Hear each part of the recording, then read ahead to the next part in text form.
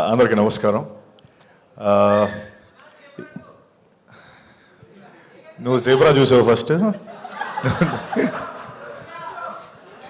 Okay, ఒకటి ఈ cinema hit అవుతుందని నేను చాలా కాన్ఫిడెంట్గా నమ్ముతున్న దానికి ఒక 2-3 రీజన్స్ ఉన్నాయి.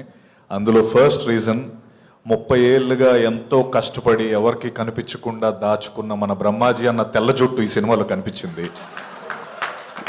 సో ఖచ్చితంగా ఈ సినిమా ఆడుతుంది, అంత న్యాచురల్గా చేశాడు అన్న. మన పక్కింటి మనిషిలా ఉన్నాడు అని నేను చెప్పచ్చు, ఎందుకంటే నిజంగా నా పక్కింట్లోనే ఉంటాడు ఆయన.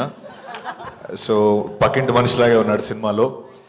అలాగే రెండో విషయం ఏంటంటే, నిజంగా ఈ సినిమాని తన షోల్డర్స్ పైన వేసుకొని ఎంత రీచ్ తీసుకెళ్ళాలి, ఎంత తను నమ్మాడన్న విషయం అర్థమైంది.